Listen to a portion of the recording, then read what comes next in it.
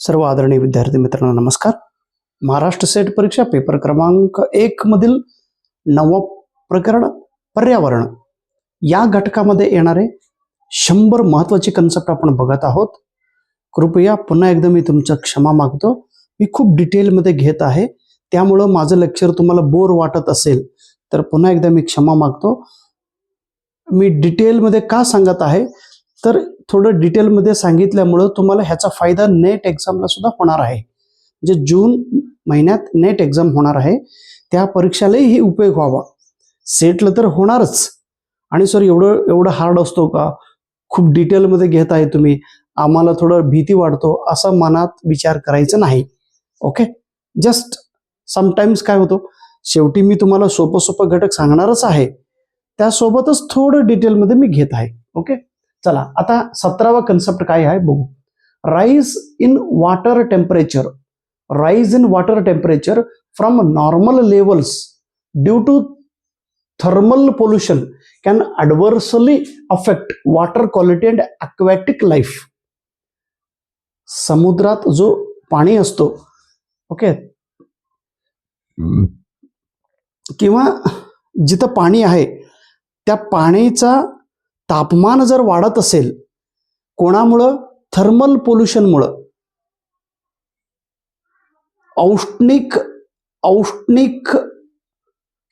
प्रदूषणामुळं पाण्याचं तापमान वाढत असेल तर तिथं असलेले पाणी आणि त्या पाणीत असणारे जलचर प्राणी त्यांना धोका निर्माण होतो, त्या पाण्याचा क्वालिटी घसरतो.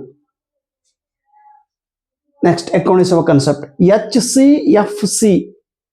एच म्हणजे हायड्रोक्लोरोफ्लोरोकार्बन.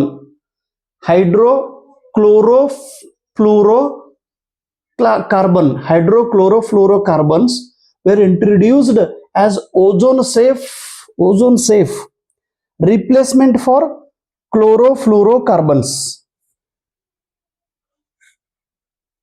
Hydrochlorofluorocarbons were introduced as ozone safe replacement for chlorofluorocarbons. जे क्लोरोफ्लोरोकार्बन्स ओझोनसाठी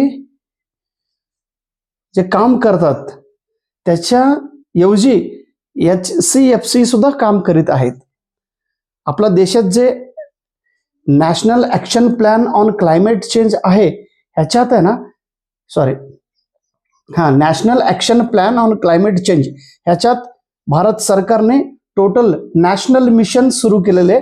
त्या नॅशनल मिशन्समध्ये एकूण किती मिशन्स आहे तर 8 मिशन्स ठेवलेले आहे. ओके, त्याच्यानंतर reactor is the heart of any nuclear power plant. Nuclear power प्लांटमध्ये रिॲक्टर असतो. त्याच्यामुळे काय होतं, in case of nuclear power plant except the reactor the technology is exactly similar to any other fossil fuelled power plant. Nuclear प्लांटमध्ये reactor असतो, एवढं तुम्ही ध्यानात ठेवा. आता इथं काही रोग दिलेले, डिसीज, अस्थमा, श्वासोच्छ्वास घेत असताना अस्थमा, ड्राय आई सिंड्रोम, डोळ्याला त्रास होणं, bronchitis and COPD, chronic obstructive pulmonary disease. हे जे डिसीज आहे, हे जे रोग आहे, हे कशामुळे होतो? The disease are caused by atmospheric particulate matters. आता वातावरणामध्ये हवा आहे, दूषित हवा जर आपण स्वीकार केलो, त्या हवा श्वास घेतल्यानंतर श्वासाने फुफ्फुसावर परिणाम होऊन हे सगळं त्रास होत असतो. हे सगळं डिसीजेस होत असतात वातावरणातील ॲटमॉस्फेरिक पार्टिक्युलरमुळं हे सगळं होत असतात, हे रोग. त्याच्यानंतर 23वा कन्सेप्ट मिलेनियम डेव्हलपमेंट गोल आहे. त्याच्यामध्ये 8 गोल्स आहे आणि 8वा गोल हे काय सांगतात? Develop global partnership for development. विकास करण्यासाठी जागतिक सहभागी करणं महत्वाचं असतं.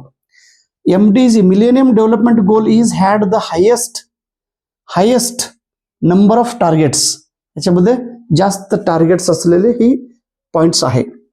एअर क्वालिटी इंडेक्स, आता भारतात जे एअर क्वालिटी इंडेक्स आहे ते कशा मेजरमेंट होत असतात?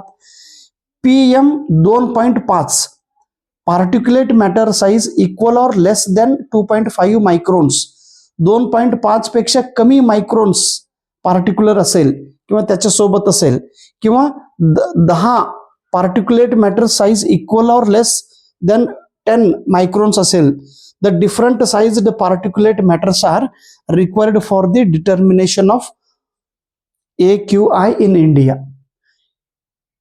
एअर क्वालिटी कंडिशन चेक करण्यासाठी हे PM 2.5, PM